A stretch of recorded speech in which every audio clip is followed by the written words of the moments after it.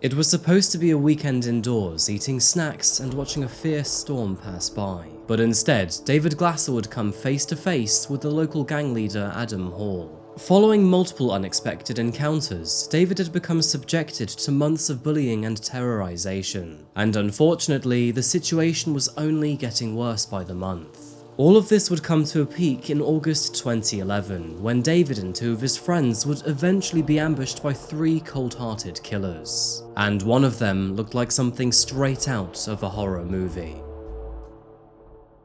Good morning, good afternoon, or good evening, folks, and welcome back to Coffeehouse Crime. My name is Adrian, and today I have a very strange case for you. We're flying over to the Bay State to look at one of the most disturbing cases in modern-day true crime.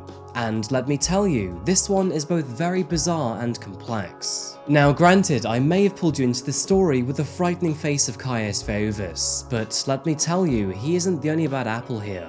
If anything, there is a far greater monster to this story. Before we begin, I wanted to let you know that I post true crime and strange cases here weekly, so if that does sound like your kind of thing, please consider subscribing to the channel. And now, with that said, please grab yourself a coffee, put up your feet, and get ready for the deep dive. This is the case of Caius Veiovis.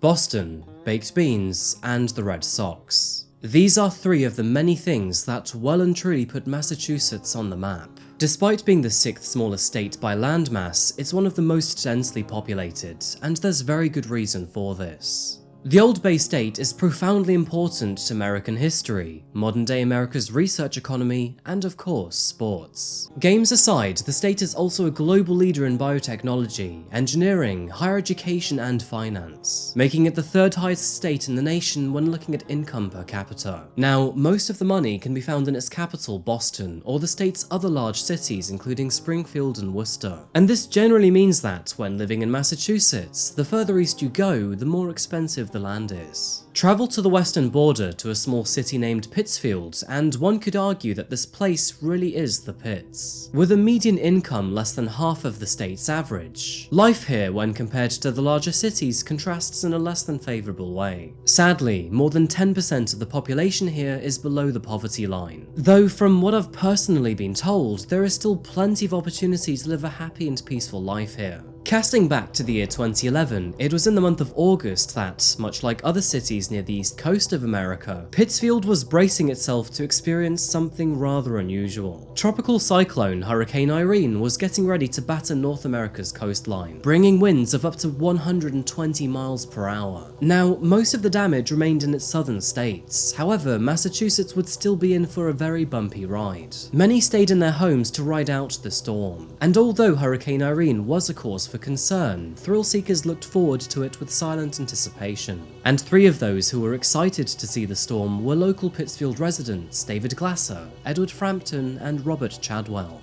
So, while our storm is brewing today, let's talk about our first three characters of the story. Located to the northwest of Pittsfield commercial area lies a 4-bedroom, 2-bathroom home on Linden Street. With not much around, the house, which was divided into 2 apartments, was very affordable. And back in the year 2011, one of those apartments was rented out to 2 men named David Glasser and Edward Frampton. David was 44 years old and Edward 58, and the two of them were very good friends who had each other's backs. Unfortunately, both men struggled with developmental disorders, but thanks to support from social services and each other, were able to remain mostly independent. David Glasser held no formal qualifications, but financially he got by just fine. He would often go around town in his pickup truck, selling scrap metal, giving people rides for a fee, or selling used items. And he would often sell the scrap metal or used items to Pullman Scrapyard, which could be found across town. David described himself as mentally and physically challenged. To add to this, he also had diabetes, which sometimes gave the false impression that he was drunk.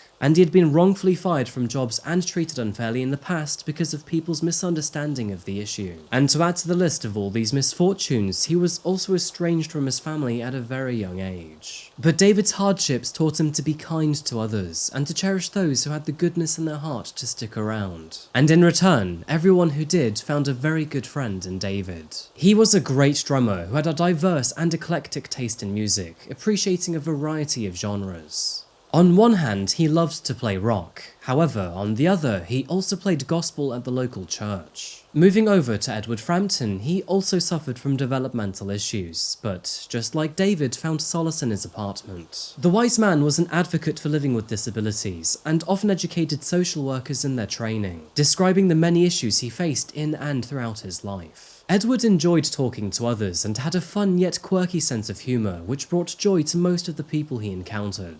Again, just like David, he too had no family connections. He was dropped off at a special needs facility at the age of 5, and unfortunately stayed there until he was in his 20s. It was during the build-up to Hurricane Irene that both David and Edward shared their plans to watch it with their friend Robert Chadwell, a neighbour who lived across the street from the roommates. Robert was in his 40s and was both a father and an avid outdoorsman, and in his free time loved to go fishing and go camping. Liking their idea, Robert asked them if he could join in on their plans, in which the other two gladly agreed.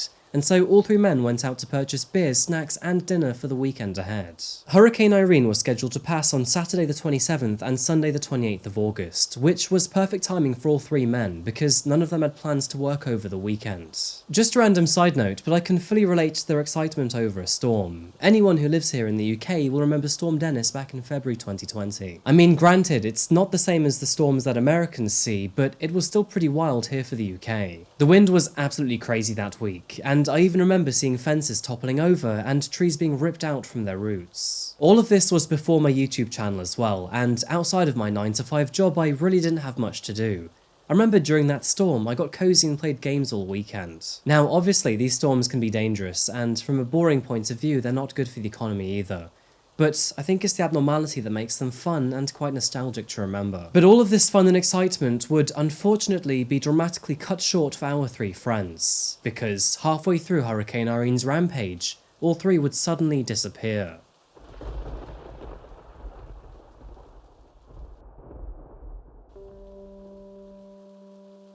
Everything appeared to be fine on the Saturday, and David helped drive a friend across town during the daytime. And during this drive, he seemed relatively happy, though he did express some concern. He was scheduled to testify against a local gang leader in court, and this was due to happen in about 2 weeks' time. After dropping his passenger off, David waved goodbye and returned home. He had made plans to pick him up again on the Monday morning for work, but until then, he was ready to enjoy the storm with friends. At 10:30 PM later that Saturday, David's and Edward's neighbour, Lisa, who resided in the other apartment in the building, asked David if he could move his truck off the shared driveway. Her mother was coming to visit, and she wanted to give her a safe spot to park. David gladly agreed. During this conversation, Lisa noted 4 men in the kitchen, though she didn't know who the 4th man was. Heading to bed for the morning ahead, she was awoken several times to the sounds of thumping and banging. She wasn't sure what was going on downstairs, and alongside the disturbances were 2 unfamiliar voices. Saying that, she could also hear David and Edward talking amongst the discourse. And since she trusted both men, she didn't feel it necessary to check in on them. But the very next morning, when she went to ask them to move the truck again, there was no answer at the door. Peering in from the window, their apartment appeared to be empty, and after trying again later that evening, she was once again met with profound silence. The next day didn't bring any good news either. You see, Edward was supposed to meet a social worker the following Monday morning. However, when she came into work the next day, Edward was nowhere to be seen, and she found it rather surprising that he hadn't left any voicemail either. After failing to reach him by phone, she headed over to the property, and although the TV was on and the truck was parked around the side, no one answered the door and nobody appeared to be home. After poking around outside, she realised that the front door was unlocked, and so, after giving it careful thought, she walked inside to see if anything was amiss. Nothing appeared to be out of the ordinary, but Edward's pillbox for both Monday and Sunday hadn't been touched, And to add to this, his cat, who he loved dearly, hadn't been fed for at least a whole day. Something was very abnormal about this situation, and after checking all hospitals in the local area and not receiving any good results, she decided to file a missing persons report on Tuesday for both David and Edward. On Wednesday, August 31st, 2011, officers from the Massachusetts State Police and the Pittsfield Police Department entered the house in search for any evidence or clues in connection with the 3 missing men. In addition to this, they also canvassed the local neighborhood, hoping that someone may have a clue to go on. Not too long after this, several concerning reports started to roll in. Multiple bystanders noticed 2 men throwing several items into the local river. These items included some white socks, a few empty price chopper bags, an empty shoebox, and a pair of shoes. Now, following the storm, the river was overflowing and particularly fast. And while one of the bystanders saw the men throwing these items into the river, one of the men said, "The river should carry these things pretty far. They will be hard to find." After overhearing this conversation, these people reported what they'd witnessed to the police. However, at the time, who these men were, nobody was sure.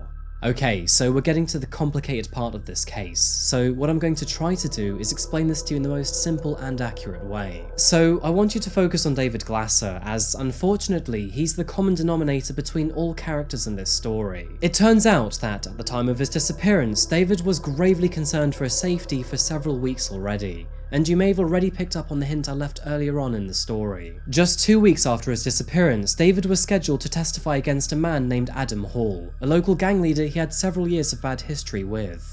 So, to begin with, who exactly is Adam Hall? Well, quite frankly, a venomous snake is the most adequate description. Starting with the basics, Adam was a high-ranking member of the local Hells Angels gang, and while that certainly does not make him a bad person, the way he conducted his business does. Scaling back to the year 1997, he was convicted of assault and battery with a dangerous weapon. But after this, and outside of a few motor vehicle offences, he remained off the radar until the year 2009. He used his status to bribe, bully, and bullshit his way through a variety of situations. He was a man who threatened and even physically assaulted those who stood in his way. And sadly, this included David Glasser.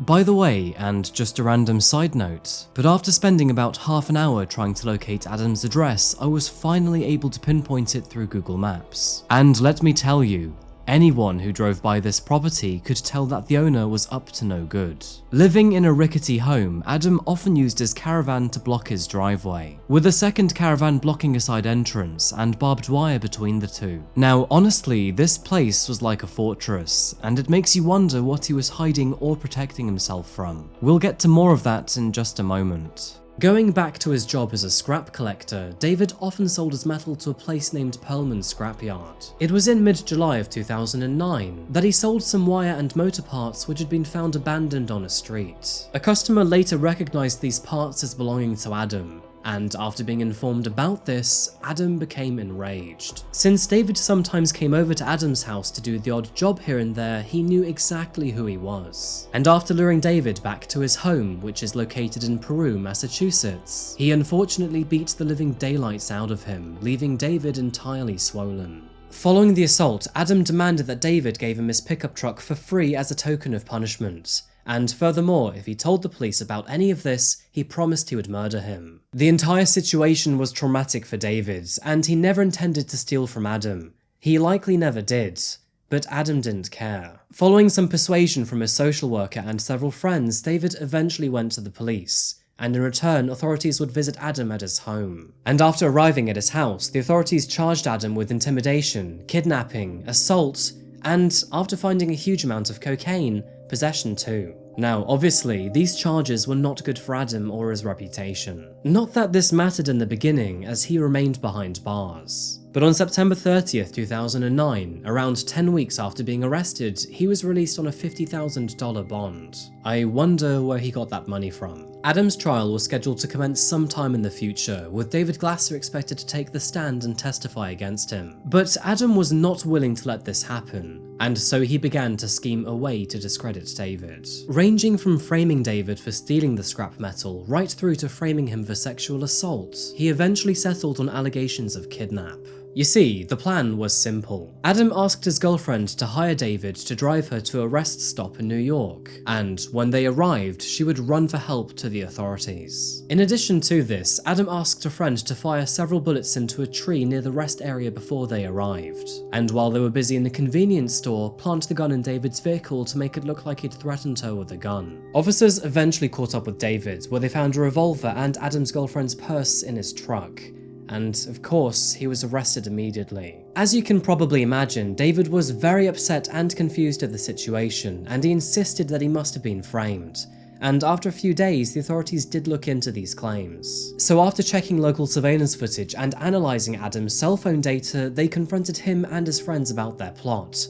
And that's when the scheme started to unravel. Adam was once again arrested by the authorities, and if he wanted bond this time, he would have to cough up $250,000. In one of the more unbelievably ridiculous parts of this story, Adam was terrified that these new charges would ruin his reputation, and so he requested a special meeting with the FBI to strike up a deal. During this meeting, he offered to become an informant against the Hells Angels and his local drug gang, and in exchange he would get leniency for his sentencing. But spoiler alert, the FBI were not too keen on hiring a rat, and his offer was ultimately rejected.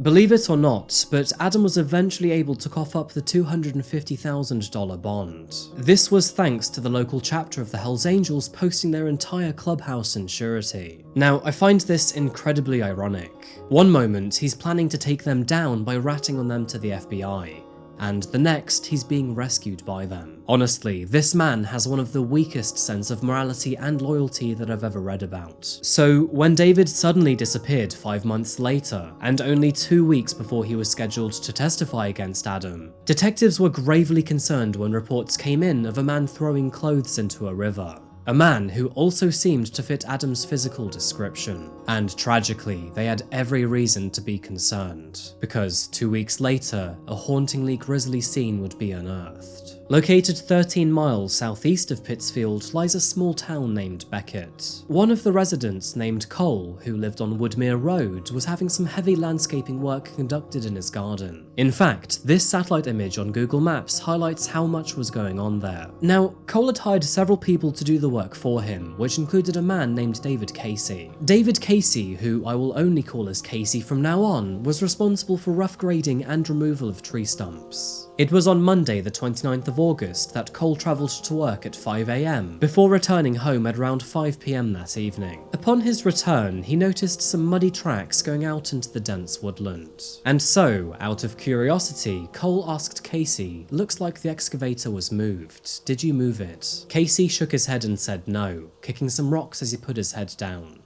A few days later, while visiting his family in Florida, Cole received a phone call from the police. It was a bit of a strange request, but they asked him if they could search his property. Now, Cole had nothing to hide, so he gladly agreed. But only when he returned home the next day did he realise the gravity of the situation. Dozens upon dozens of officers were scattered across his garden, and police tapes surrounded the entire area. And in the heart of it all were several marked excavators. About 20 feet or 6 meters deep, they had shockingly found a mass burial site, and within it were the bodies of David Glasser, Edward Frampton, and Robert Chadwell. More than a dozen bags containing their body parts were found, one of which contained all 3 of their heads. The clothing found contained holes and tears consistent with those made by knives and bullets, and, as you can expect, this matched those found on the bodies. Casey, who was the man working on Cole's property, had turned himself into police a couple days prior. He confessed that, while being threatened with his life, he helped 3 men conceal their bodies. And of course, one of those 3 men was Adam Hall.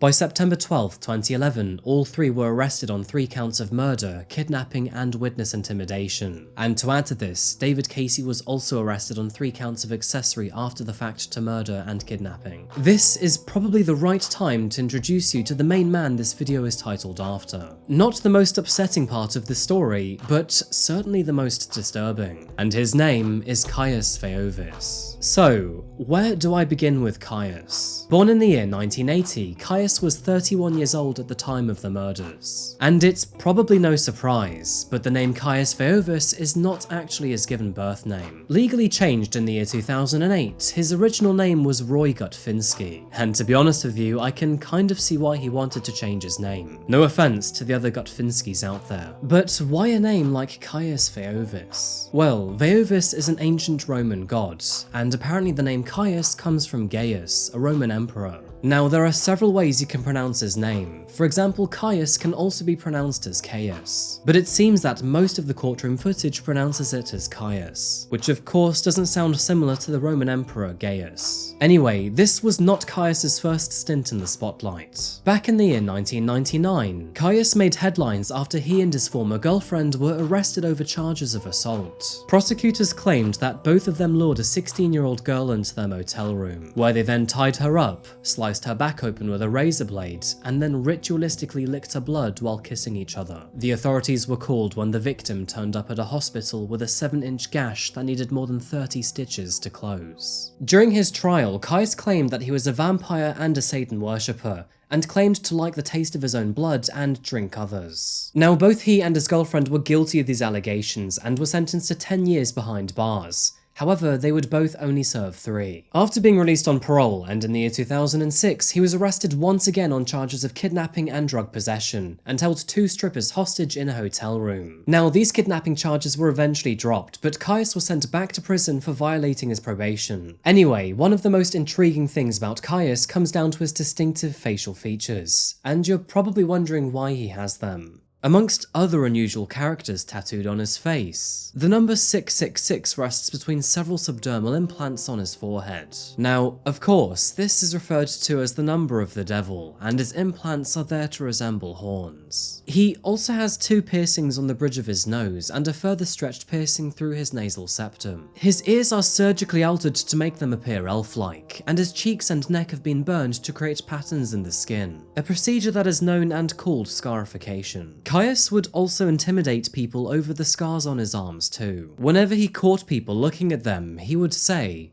"See these scars? Now imagine what I can do to somebody else." After his arrest, authorities turned to the homes of all 3 suspects to see what they could find. And although there wasn't a huge amount of incriminating evidence found in Caius's apartment, they sure were in for a shock. Living in an apartment at 10 Cloverdale Street outside of Pittsfield, Caius lived in very cheap accommodation at the end of a runway. Everything inside was painted black, including the walls, floors, and doors. Hell's Angels memorabilia was scattered throughout the room, and anatomical drawings from medical textbooks hung on the walls. Scary enough, this included images of human dissections and amputation of body parts. Ammunition boxes, fake skulls, and a mobile phone with the battery removed were all discovered. Detectives also found a machete, a cleaver, a sickle, various army knives, a pack of Black and Mild cigars, and 2 baseball bats with spikes driven through them. Excluding the baseball bat, most of these items were consistent with the types of tools used against David, Edward, and Robert. Almost in a trophy-like manner, but inside of a separate metal box, they found a newspaper article dated from September the 6th, which described the disappearance of all 3 men. In addition to this, they also found another article from September the 8th, describing the ongoing search for them. Now, it is worth mentioning our third and, relatively speaking, most mundane accomplice in this case. Living 20 miles north of Pittsfield in North Adams and 44 years old at the time, Chaloue was a good friend of Adams. He had known him for several years and was often found at the Hells Angels clubhouse. But otherwise, I don't really know what to tell you. The man was as dull as ditch water. Following their arrests, all 3 men pleaded not guilty to all counts of murder, kidnapping, and witness intimidation. And so Adam, Chaloue, and Caius would all face the judge and jury in their own separate trials. The evidence available at the disposal of the prosecution varied slightly from case to case, but through all 3 trials, a highly damning and grim story was unearthed. In the months, weeks, and then days leading up to the disappearance of David, Robert, and Edward,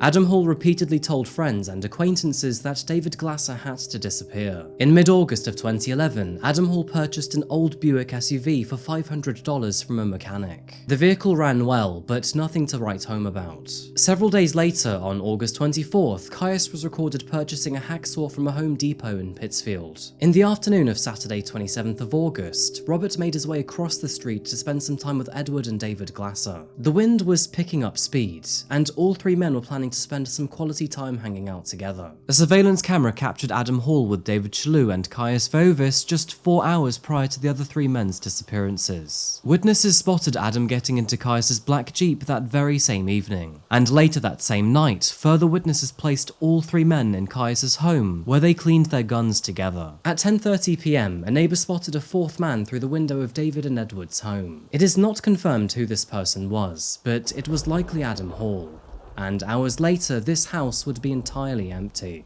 Sadly, later that night, David Glasser, Edward Frampton and Robert Chadwell were reportedly forced into Adam's and Caius's jeeps. They were then lured out into the woods and, in the middle of the storm, were murdered in cold blood. All three assailants were after David Glasser alone, and for Edward and Robert, it was merely a case of being in the wrong place at the wrong time. Sparing the details, all three men were tortured, stabbed, and eventually shot. And David Casey, the man with the excavator, would later testify that Adam bragged about murdering them. He referred to his three victims as the N-slur, the R-slur, and the fat guy. He further said that one of his boys, presumably Caius, really enjoyed torturing and cutting them up. It was raining extremely hard that night, but Adam didn't care at all. He said he felt great about his actions and apparently slept soundly afterwards. At 5:30 a.m. the following day, a store clerk at the A-Mart in Pittsfield served Adam Hall. He walked in to buy 3 candy bars and a pack of cigarettes. That's 3 candy bars, perhaps for himself and 2 other people. The store clerk noticed that not only were his boots untied and wet, but his blue jeans and even the cash he gave her were wet too, and his shirt was muddy all over. Adam returned back to the store several minutes later, where he purchased a pack of Black and Mild cigars. And strangely enough, this was the same brand found in Caius's apartment by police. Shortly after this, Adam's girlfriend awoke to the sound of Adam returning home. Inside his own Jeep was Chaloux, and behind them was another Jeep which belonged to Caius. While making breakfast, Adam gave her money to pay for the food, which she found odd because she recalls the money being both wet and nasty. To add to this, he asked her to wash her hands after handling it. Now, there is no doubt that Chaloux, Caius and Adam were all together that morning, as several witnesses had seen them, and they all appeared to be sodden, filthy and exhausted. The very next day, Adam Hall pressured David Casey into helping him hide the bodies, and he threatened that, if he didn't do it, he would murder him and his family. After confirming that the property owner was not at home, Casey drove the excavator to a clearing in the wooded area and dug a hole about 4 feet deep, 4 feet wide and 8 feet long. Adam drove his Buick behind and dumped the remains of David, Edward and Robert into the hole, in which Casey then recovered with dirt and large rocks. He then returned the excavator to its previous spot, but Adam came back to threaten him one more time. He ordered Casey to keep his mouth shut, and further said that he can make things happen even if he was in jail. The next day, Adam and Chaloux brought the Buick to a salvage yard in Lanesborough. They sold the car for scrap and ordered it to be put in the crusher, which the mechanic found quite strange. They then went to buy new boots and clothes, and late that evening, both men were seen laughing and grinning at the clubhouse. The two were clearly very drunk, and statements overheard by the others included, "No, no, don't do it. You should have seen the look on his face," and "the poor bastard had to watch." It was 2 days later that random witnesses noticed both Adam and Chaloux throwing boxes of items into the river. The contents of these boxes included white socks, a few empty price chopper bags, an empty shoebox, and a pair of shoes. Authorities would later find one of the shoe boxes downstream, and, not so coincidentally, it matched the same pair of shoes purchased just a few days prior. Autopsy reports following the discovery of David, Edward and Robert concluded that all 3 had died terrible deaths. The details are long and stomach-churning, so I won't go into unnecessary detail, but to put it short, all 3 men had been completely dismembered. Now, the trials for Chaloux, Adam and Caius were a total slam dunk. In February 2014, Adam Hall was found guilty on 3 counts of murder, kidnapping and witness intimidation. He was therefore sentenced to 3 life terms in prison, without the possibility of parole. It was also noted that these murders were committed just weeks before David Glasser was scheduled to testify against Adam. Adam, and they were certain beyond all doubt that this was the main motive behind his killings. Adam's crimes were described as loathsome, depraved, and barbaric, and he deserves no more mercy or consideration than he gave to his victims. Next up was David Chadwell, and he too was found guilty and sentenced to 3 consecutive life sentences without the possibility of parole. Again, there is not much to say about Chadwell, a hopelessly boring individual that leaves no positive mark on this world, and will eventually die behind bars. Caius would be the 3rd man to stand trial, and the legal proceedings of this case were both interesting and turbulent to say the least. He was eventually found guilty on all 3 counts of murder, and as soon as the jury read out their verdict, Caius screamed and shouted to say, "I will see you all in hell." Yeah, I'll see you all in hell too, you remember that. Every one of you, I'll see you in hell. After 6 days of deliberation, Caius was found guilty on all 3 counts of murder and kidnapping, and was therefore sentenced to 3 life sentences behind bars, without the possibility of parole. However, he and his defense team were very upset with the verdict, and they strongly argued that the prosecution's case against him was not strong enough. They claimed there was no DNA or murder weapon able to tie Caius to the crime, and although there were several witnesses before and after their deaths, there was a clear lack of physical evidence. They further claimed that the circumstantial evidence was just that, circumstantial, and there ought to be no unreasonable influence on the circumstantial evidence. Caius also claimed that the dissection illustrations in his apartment should not have been used in his trial, and his looks heavily biased the judge and jury against him. To be honest with you, I can see this being a problem here, as we do like to judge at a superficial level. After all, it's part of our nature to do this. However, do I personally think Caius is innocent? Well, looking at all the peripheral evidence available, not at all. Anyway, here's a spectacular video of him throwing a tantrum in court. When I was first arrested, the police made it clear to me that they did not actually believe I had anything to do with the disappearance and murder of these men, but that they did believe I possessed some knowledge that would greatly assist in their investigation. I've been in isolation for 3 years now. I've refused to talk to the cops. I've turned down all the numerous plea deals offered me from the beginning. Just 1 month before this trial began, D.A. Capos called my attorney, Irene, and told me he knew I did not kill these men. He offered me conspiracy after the fact, 7 years.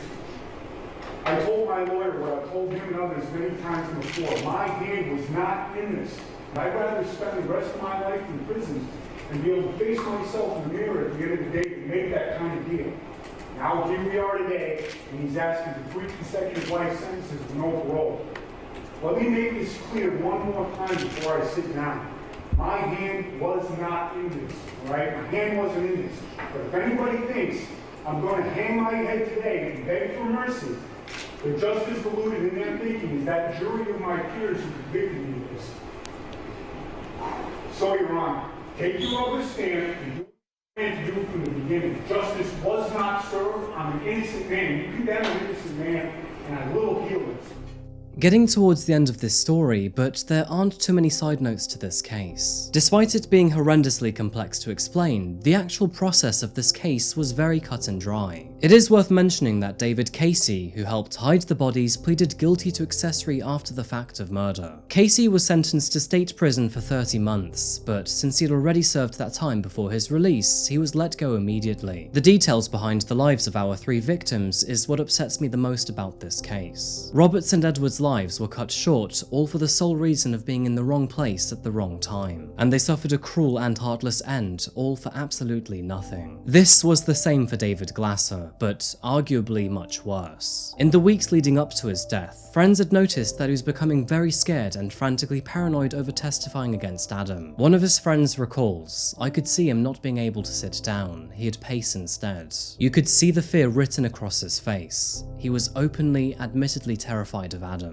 Friends and acquaintances claim that both the authorities and prosecutors ignored his pleas for protection as a witness. He knew that Adam would come for him, and openly shared these concerns with his lawyer. Now, this wasn't a case of punishment, retribution, or even tit for tat. David Glasser had never wronged Adam Hall. He was just a scrap collector in the local area, and this entire story developed from some false information given to Adam. The story should have ended there, but sadly, Adam Hall is a stone-cold, impulsive lowlife monster. He chose to believe this information blindly, neglecting to actually heed the truth. And furthermore, he reacted in the most barbaric of ways. He senselessly beat David, threatened him, framed him, terrorized him for the last 3 years of his life, and then, finally, murdered him and his 2 friends. It is absolutely wild when you think about it. A false identification of scrap parts led to the lives of 3 men being lost and a further 4 in prison. David Glasser was a well-loved man who was very popular in Pittsfield. He had a good and compassionate heart and was reliable at getting the odd jobs done. And despite rarely having any money, he often made the effort to buy gifts for his friends and their children. In the year 2005, he sent a letter to an editor working for the local newspaper in an effort to spark an awareness of how we treat each other. In his first sentence, David said he was mentally and physically challenged, but his main point was to bring an awareness of how we treat one another. His physician of 20 years called him kind and generous, humble and courageous, and said he was a man who overcame many challenges and special hardships to stand tall among us. And Edward was equally likable and noble. He was someone who liked to take care of others, and his death left a very personal loss for all of those who loved him. Many were touched by his love and his humour, but on a much larger educational scale, his death also leaves a gap in the understanding of the early disability world. Robert Chadwell was another man who was unable to know that he was in the wrong place at the wrong time. He is described as a happy-go-lucky man who was also well-known and well-liked,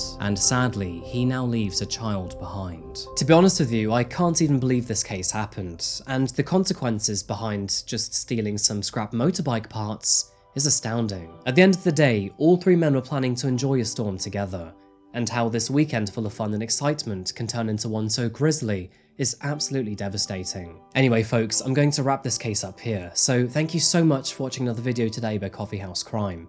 If you found this case interesting or insightful, then please remember to like the video and subscribe if you haven't yet. So, what do you think about this case? Do you think Caius Veiovis is guilty of these murders? Or do you think the evidence is too circumstantial to convict him? Anyway, thank you again so much for watching another video today. If you haven't subscribed yet, please do consider doing so, it really helps me out. I'll see you again very soon for another video, but until that moment arrives, remember to look after yourself, look after each other, and of course, stay safe. Thank you, and goodbye.